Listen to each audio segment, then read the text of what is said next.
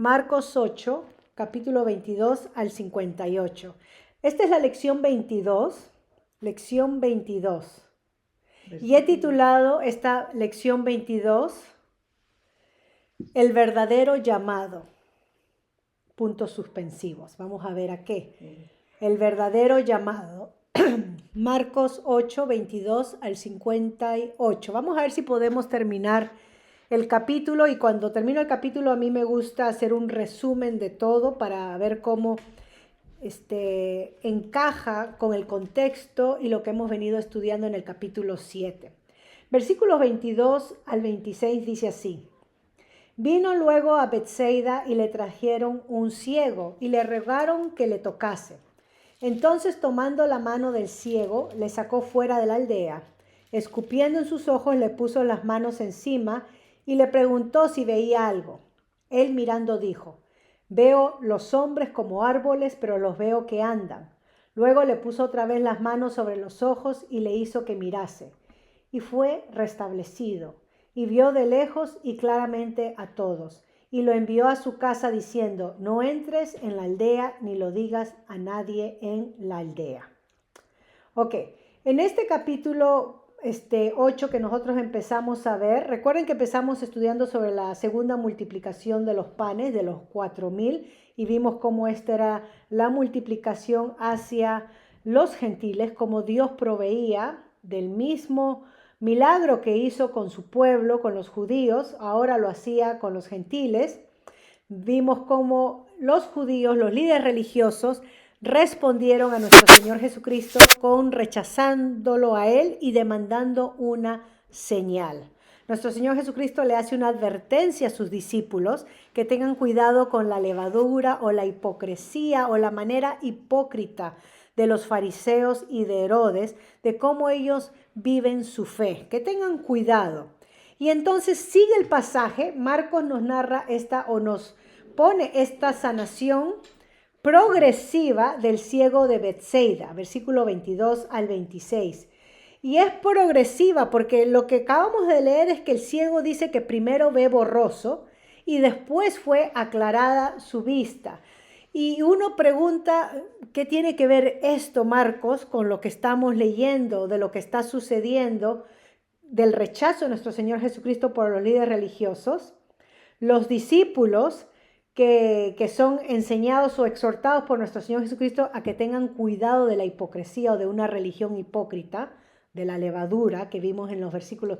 ¿Qué tiene que ver esta sanidad que Marcos decide ponerla acá? Y lo que podemos ver es que esta sanidad actúa como una parábola actuada, porque el proceso de compresión de los mismos discípulos es así como la sanidad de este ciego. Ellos no entienden a nuestro Señor Jesucristo, no entienden al Maestro, están viendo borroso. Por momentos tienen fe, por momentos son incrédulos, no les es claro. Y esta sanidad sirve para demostrar el estado espiritual de los mismos discípulos. Necesitaban entonces ellos, obviamente, nuestro Señor Jesucristo, con su resurrección y la venida del Espíritu Santo, ellos iban a poder regresar atrás, recordar lo que nuestro Señor Jesucristo hacía y entonces entender, esto es lo que nos quiso enseñar, pero nuestros ojos estaban enceguecidos, no entendíamos, pero esto es lo que Él nos quiso enseñar con esa sanidad progresiva, que nuestra fe también, nuestro nivel de confianza en Él va a venir progresivamente con su resurrección, con la venida del Espíritu Santo. Así que los discípulos no entendían cuando sucedía esto en el sitio, en el presente de ellos, ¿no? No entendían estos milagros, estas multiplicaciones. Vimos que Marcos nos dice, cuando hace esto del pan, que su corazón estaba todavía endurecido. ¿Recuerden esa frase? Sí. Su corazón estaba endurecido. Así que esta es una ilustración pedagógica, la sanidad del ciego nuevamente, para enseñarles cómo ellos necesitan progresivamente abrirse los ojos, como este ciego, para que puedan ver y para que puedan entender. ¿Ok? Ese es el fin de esta sanidad progresiva. Revela el estado de los discípulos en los momentos. ¿Ok? Ven a Jesús como borroso, así como el ciego veía a las personas como árboles, borroso. ¿Ok? Sigamos entonces acerca de lo que sigue con la confesión de Pedro. Antes de ir a Pedro, ¿qué aplicación podemos sacar entonces nosotros de esta sanidad del ciego en pasos? Bueno, muchos cristianos, muchas veces nosotros mismos estamos en la etapa del ciego. Vemos a Jesús, pero lo vemos borroso. Lo vemos quizás como un gran profeta, un gran maestro, lo vemos quizás como un gran ejemplo moral, pero no lo vemos por quién Él es, el Dios encarnado, el Mesías, el Salvador del mundo. Y no es hasta que aceptemos la cruz como el centro del Evangelio que nosotros lleguemos a ver claramente. Entonces me hago la pregunta, ¿vemos nosotros que el cristianismo, o creemos nosotros quizás, que el cristianismo es una pérdida de tiempo? ¿Que no hay ninguna ganancia para uno? Porque hasta este momento los discípulos solamente veían las ganancias, sanidades, multitudes, panes. La popularidad de Jesús por lo que hacía era lo que los hacía seguir. Pero vamos a ver que a medida que Marcos nos va relatando y Jesucristo en este mismo capítulo revele su misión, que esto no le cae bien a ellos. Y el que abre la boca es Pedro, ¿no? Porque él es el líder, el representante. Veamos entonces la parte de Pedro. La parte de Pedro. Versículo, estamos 27. 27. Porque acá nuestro Señor Jesucristo revela su misión. Pedro va a confesar algo maravilloso acerca de Jesús y va a decir que Él es el Mesías. Dice así: salieron Jesús y sus discípulos por las aldeas de Cesarea de Filipo, y en el camino preguntó a sus discípulos diciéndoles: ¿quién dicen los hombres que soy yo? Ellos respondieron: unos Juan el Bautista, otros Elías y otros algunos de los profetas. Entonces Él les dijo: ¿y vosotros? ¿Quién decís que soy yo? Respondiendo Pedro le dijo: tú eres el Cristo. Pero Él les mandó que no dijese esto de Él a ninguno. Es interesante porque nuestro Señor Jesucristo pregunta acerca de quién la gente y ellos piensan que Él es. Y lo hace en la región de Cesarea de Filipo.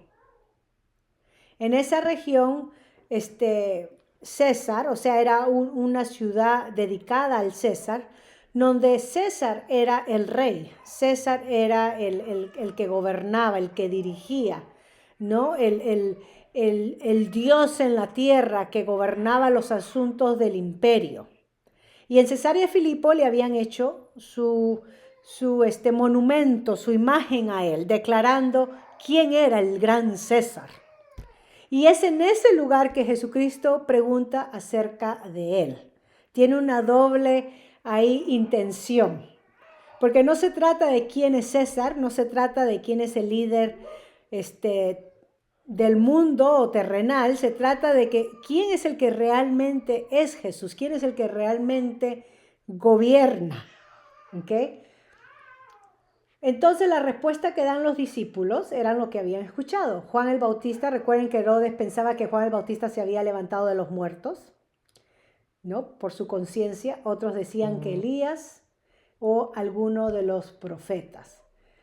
Así que Jesucristo, nuestro Señor, va al meollo del asunto. Pero ustedes, ¿quién decís que soy? Ustedes, mis discípulos, ustedes que conviven conmigo, que me siguen, ¿quién dicen ustedes que soy yo? Y acá entonces Pedro hace la declaración. Interesantemente, la declaración de Pedro que narra Marcos es bien cortita. No da mucho preámbulo como la versión de Mateo, el Evangelio de Mateo. donde da más carne a la confesión de Pedro. Pero seguro Pedro lo quiso así, no llamar mucho la atención sobre él. Así que Pedro conocía la opinión de las masas y Pedro sabía que Jesús era más que un profeta, que él era el Cristo. Él sabía eso. Nuestro Señor Jesucristo le dice algo interesante y para esto tendríamos que ir al Evangelio de Mateo, porque ahí Mateo nos habla acerca de la confesión de Pedro. Si ustedes ven la versión de Mateo, en Mateo 16, versículo 13 al 20. Mateo, y también Lucas nos da, pero Mateo nos da más amplitud a lo que Pedro declara. Mateo 16, 13 al 20. Dice así: al pasar Jesús a la región de Cesarea de Filipo, preguntó a sus discípulos diciendo: ¿quién dicen los hombres que es el Hijo del Hombre? Ellos dijeron: unos Juan el Bautista, otros Elías y otros Jeremías o alguno de los profetas. Él les preguntó: ¿y vosotros quién decís que soy yo? Respondiendo Simón Pedro dijo: tú eres el Cristo, el Hijo del Dios viviente. Entonces le respondió Jesús. Esta es la parte que no tenemos. Bienaventurado eres Simón, hijo de Jonás, porque no te lo reveló carne ni sangre, sino mi Padre que está en los cielos. Y yo también te digo que tú eres Pedro, y sobre esta roca edificaré mi iglesia, y las puertas del Hades no la dominarán. Y a ti te daré las llaves del reino de los cielos. Todo lo que ates en la tierra será atado en los cielos, y todo lo que desates en la tierra será desatado en los cielos. Entonces mandó a sus discípulos que a nadie dijeren que él era Jesús el Cristo, el Mesías. Así que acá tenemos la confesión de Pedro y la revelación de Jesús el Mesías, que va a continuar hasta el versículo 33. Esta revelación que hace nuestro Señor Jesucristo de él como el Mesías sufriente no empaginaba con la versión que Pedro tenía de Jesús el Mesías. Así que Pedro lo confiesa que él es el Mesías, pero él se refería a un Mesías político y triunfalista, a un Mesías que iba a conquistar a los romanos y sacarlos del poder, limpiar Jerusalén de los gentiles sucios para que él establezca su reino. Así que Pedro se refería a ese Mesías. Tú eres el Mesías que viene a liberarnos. Entonces Pedro hace una declaración y le dice que sí, que él es el Mesías y que esa revelación no viene de él. La parte que él es el Mesías, que viene de Dios. Dios le ha dado este entendimiento. Pero la otra parte, de ser el Mesías político triunfalista, esa parte no viene de Dios. Esa parte la vemos en Marcos, que nuestro Señor Jesucristo le dice, viene de Satanás. ¿Ok? De esa declaración. ¿Ok? Y nuestro Señor Jesucristo revela que por primera vez tiene que morir.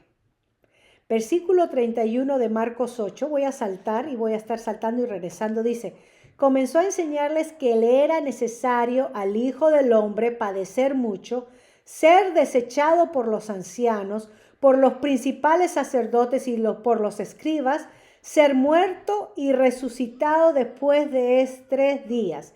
Esto les decía claramente. Así que sí, Pedro, yo soy el Mesías. Sí, yo soy el Hijo del Dios Altísimo. Eso te lo reveló mi Padre. Pero, como Pedro pensaba en la figura triunfalista, política, militar del Mesías, que venía a conquistar a los romanos, ¿no? Eliminarlos, Pedro respondió así a nuestro Señor Jesucristo. En el mismo versículo 32 dice así: entonces Pedro lo tomó aparte y comenzó a reconvenirlo. Pero él volviéndose, a insistirle, esto no puede ser así. Pero él, nuestro Señor Jesucristo, volviéndose y mirando a los discípulos, reprendió a Pedro diciendo: quítate delante de mí, Satanás, porque no pones la mirada en las cosas de Dios, sino en la de los hombres. ¿Ven ahí? Esa parte. Entonces, Pedro declara una verdad que viene de Dios, pero no todo lo que declara vino de Dios. La otra parte vino de la influencia de Satanás. La influencia de Satanás. Porque nuestro Señor Jesucristo no exhorta o reprende a Satanás.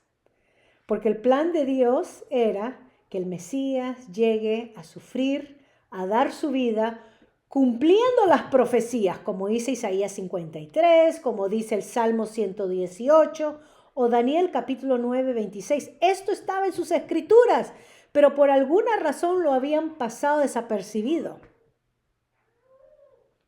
Una de las preguntas que se podría hacer a algún judío, si uno conoce o tiene amistades, es: ¿qué hacen ustedes con las escrituras que habla del Mesías sufriente, del siervo sufriente? Y una de las versiones que yo he escuchado de judíos es que dicen que no se refiere a una persona, se refiere al pueblo de Israel.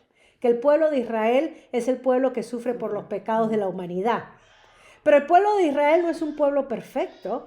Sus mismas escrituras desechan el pecado del pueblo de Israel, o sea, revelan la maldad de Israel y cómo abandonaron a Jehová, a su Dios. Entonces, no puede ser la figura perfecta del Mesías. Otros judíos evitan por leer Isaías 53, no lo leen, lo evitan de sus escrituras. Así que es interesante que en esta declaración que hace nuestro Señor Jesucristo acerca de la declaración que hace Pedro, bienaventurado eres Pedro, ¿no? Hijo de Jonás, cuando la versión de Mateo, y le dice que esto viene de Dios, esta revelación. O sea, Pedro no fue un Illuminatis o una persona más cerca al corazón de Dios, ¿no? Que muchos líderes de sectas pretenden, o de muchas iglesias cerradas, medias sectarianas, pretenden esos líderes que tienen una conexión especial con Dios y que reciben revelación especial, solamente ellos. Acá nuestro Señor Jesucristo le dice: Pedro, esto no viene de ti, esto viene de Dios. Y entonces le hace Jesús la declaración a Pedro, que él es Pedro, que es piedra o piedrecita, una piedrecita, no la roca, ¿ok? Una piedrecita, y dice: sobre esta roca edificaré mi iglesia. Ahora, la pregunta es: ¿de qué roca estamos hablando? Y Pedro nos da la respuesta. Lo único que tenemos que ir y leer su epístola.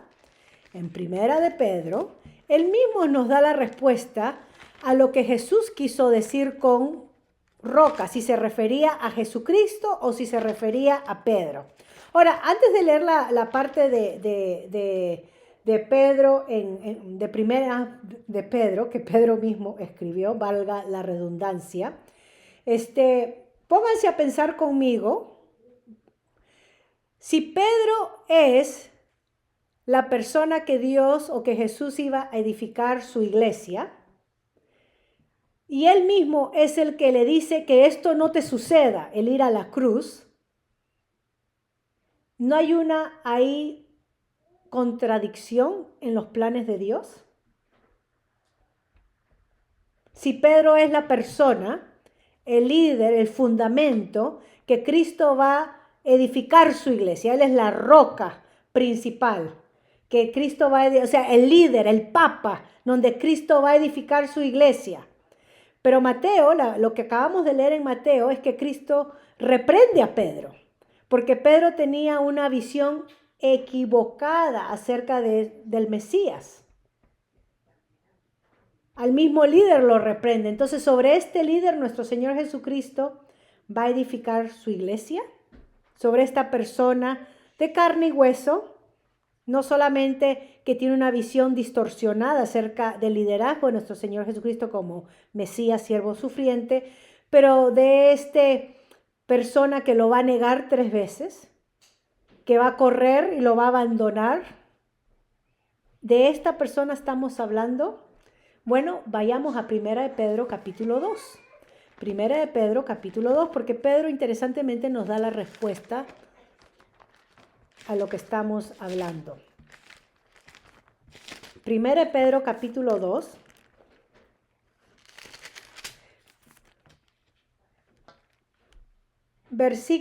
Es el versículo 6, pero voy a leer versículo 4. El versículo que quiero hacer enfatizar es el 6. Miren lo que dice 1 Pedro 2:4. Acercándonos a él, piedra viva. ¿Okay? Pedro no está hablando de sí, está hablando de nuestro Señor Jesucristo, porque es lo que está el contexto hablando de que nuestro Señor Jesucristo hemos gustado de la bondad del Señor. Desechada ciertamente por los hombres. ¿Quién es la persona que fue desechada por los líderes de Israel, los ancianos? ¿Quién fue? Jesucristo lo declaró en Marcos. Él mismo reveló que iba a ser desechado. Pedro ahora declara, piedra viva, desechada ciertamente por los hombres, pero para Dios escogida y preciosa. Jesús es nuestra piedra viva, escogida y preciosa. Vosotros también como piedras vivas, o sea, nosotros como Pedro, que es una piedra, nosotros como Pedro, piedras vivas, ¿qué dice ahí? Sed edificados como casa espiritual y sacerdocio santo para ofrecer sacrificios espirituales a Dios por medio de Jesucristo, por lo cual también dice la Escritura. O sea que los creyentes son piedras vivas, piedritas vivas, edificadas sobre la piedra viva que es el mismo Señor Jesucristo. Pedro dice, por lo cual también dice la Escritura, yendo al Antiguo Testamento, he aquí pongo en Sión la principal piedra del ángulo, el Papa Pedro, escogida, preciosa, el que crea en él no será avergonzado. ¿De qué piedra está hablando Pedro? De Jesucristo. Para vosotros pues lo que creéis, él es precioso. En cambio, para los que no creen, la piedra que los edificadores desecharon, nuevamente la piedra, Jesús, ha venido a ser la cabeza del ángulo, piedra de tropiezo y roca que hace caer. Ellos por su desobediencia, o sea, por su falta de fe, tropiezan en la palabra. Ese es su destino.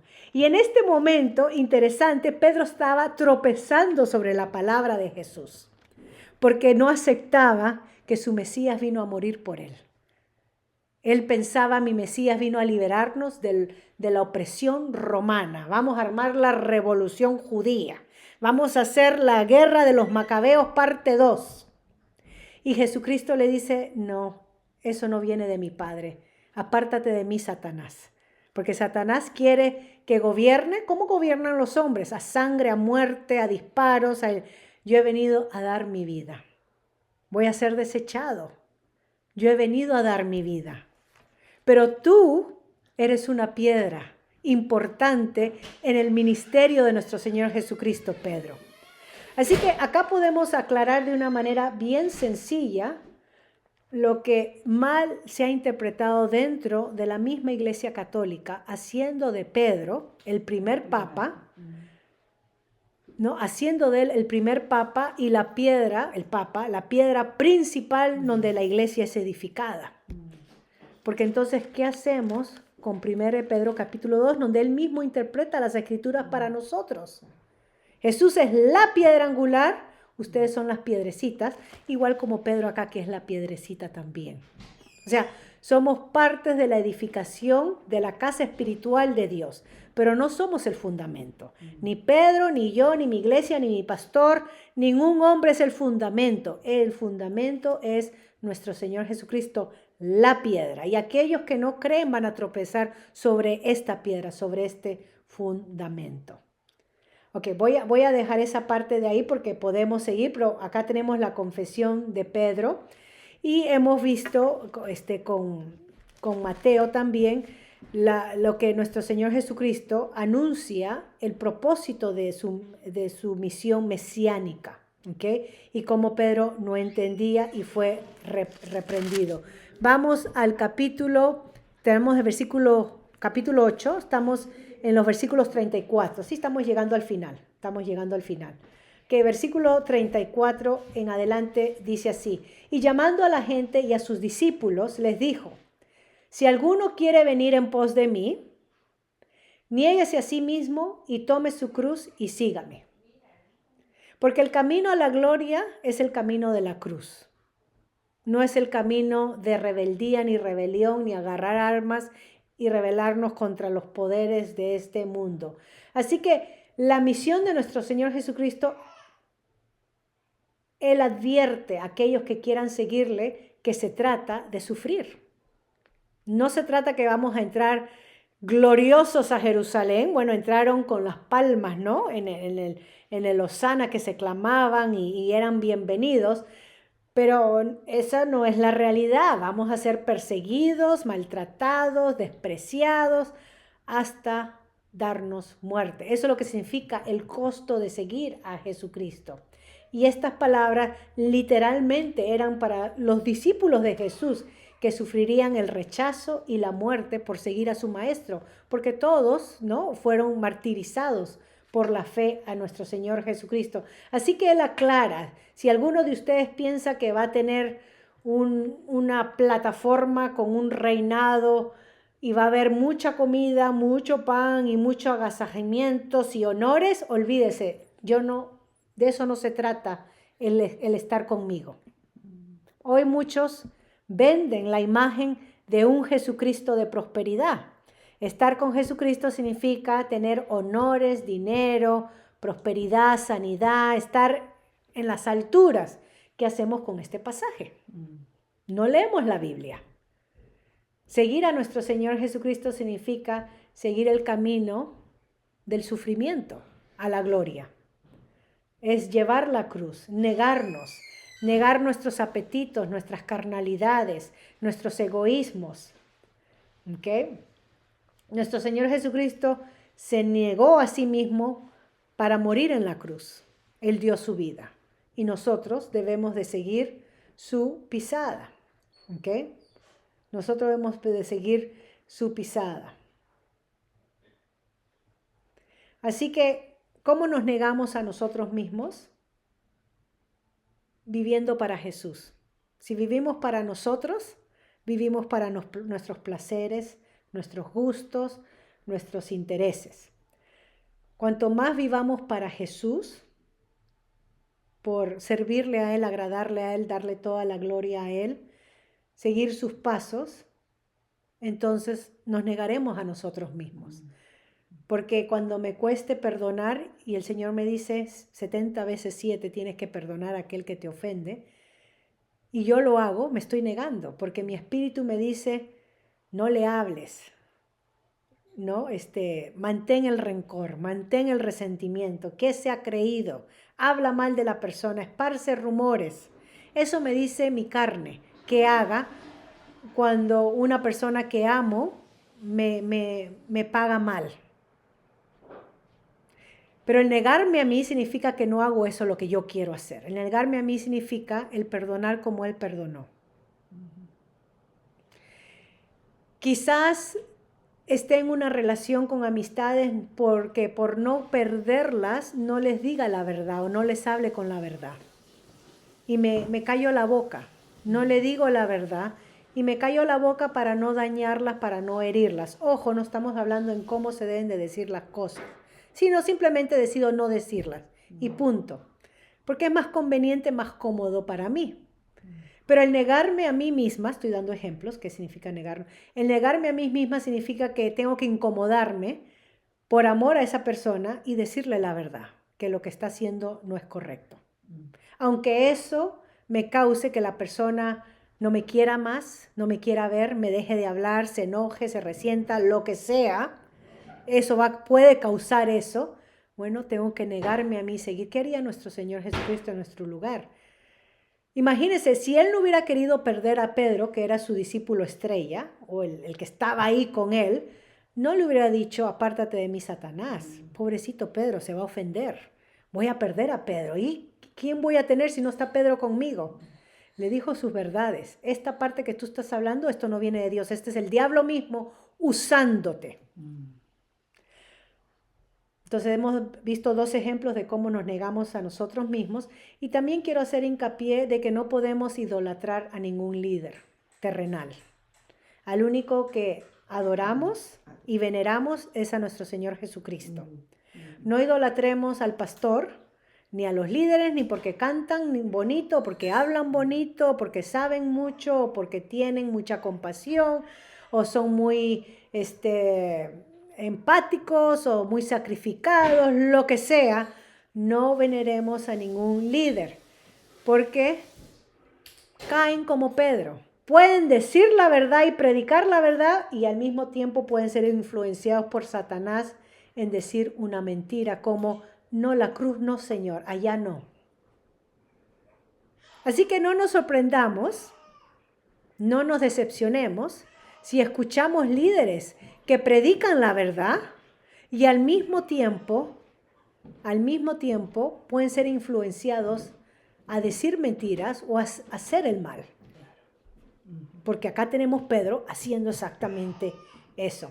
Terminamos entonces con el versículo 35, la parte, no 35, 38, 35 al final, 35 hasta el 38. Porque todo el que quiera salvar su vida, esto le dice Jesús a sus discípulos, la perderá. Y todo el que pierda su vida por causa de mí y del evangelio la salvará. Porque ¿qué aprovechará el hombre si ganara todo el mundo y perdiera su alma? ¿O qué recompensa dará el hombre por su alma? Porque el que se avergonzara de mí, de mis palabras en esta generación adúltera y pecadora, hablando a su generación, el Hijo del Hombre se avergonzará también de él cuando venga en la gloria de su Padre con los santos ángeles. También les dijo, de cierto, os digo que hay algunos de los que están aquí que no gustarán la muerte hasta que hayan visto el reino de Dios con poder. Y eso lo vamos a seguir para la próxima semana, esa última frase, porque eso nos ata al capítulo 9. Así que Jesús lo aclara sencillamente. Habla de qué significa seguir a Él para sus discípulos y muchas veces para los cristianos hoy en día, seguirlo a Él puede costar la vida y la muerte. Entonces, al final debemos de contestarnos nosotros una pregunta muy íntima. ¿Amo más mi vida que amo más a mi Señor? Porque si amo más mi vida, entonces lo voy a negar por salvar mi vida, por salvar mi pellejo. Si amo más a mi Señor, no me va a importar perder la vida. ¿Dónde estamos? ¿Qué aprovechará el hombre? Esta es una pregunta clásica. ¿Qué aprovechará el hombre si ganara todo el mundo? Si fuera un magnate, billonario y perdiera su alma. ¿De qué vale ganar todo el mundo y perderlo, terminando perdiéndolo todo? Recuerden que Satanás en una de las tentaciones en Lucas 4, del 5 al 8, le ofrece a nuestro Señor Jesucristo la oportunidad de ganar al mundo si es que se postra y lo adora. ¿Se recuerden? Y nuestro Señor Jesucristo dijo que no, que solamente a Dios se le adora. Y vemos cómo Él obtuvo victoria por obediencia y sometimiento al Padre. Es así como nosotros obtenemos victoria. La victoria cristiana se obtiene por sometimiento y obediencia a Dios y a su palabra. Eso nos enseñó nuestro Señor Jesucristo. Así que acá está el reto.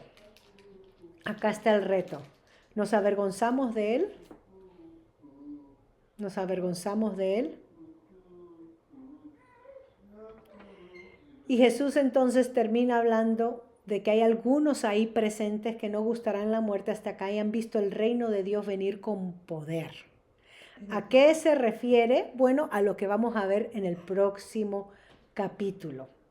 ¿Okay? Así que hemos visto en esta última parte, versículo 31 al 38, el primer anuncio de su pasión, el Mesías, siervo sufriente, y del real costo del discipulado. Eso es lo que hemos visto. El discipulado es llamado a negarse, tomar la cruz, que es el instrumento de ejecución romana, escandaloso para los judíos, y seguirlo. ¿Okay? Así que hay un costo en el sufrimiento de seguir a nuestro Señor Jesucristo. Pablo en 1 Corintios 1:23 habla que la vergüenza del evangelio crucificado es el gran escándalo. ¿Ok? Así que voy a terminar acá y la pregunta que nos hacemos es, ¿qué significa tomar la cruz en el siglo XXI, hoy en día? ¿Qué significa? ¿Pasar ridículo, pasar rechazos por nuestra fe? ¿Ser tildado de, no sé, de frases negativas, títulos negativos? ¿Qué significa para nosotros? Voy a parar acá entonces para que la próxima semana, Dios mediante, o la próxima vez que nos reunamos, continuemos con el último versículo del capítulo 8 y conectemos con el capítulo 9. Voy a parar.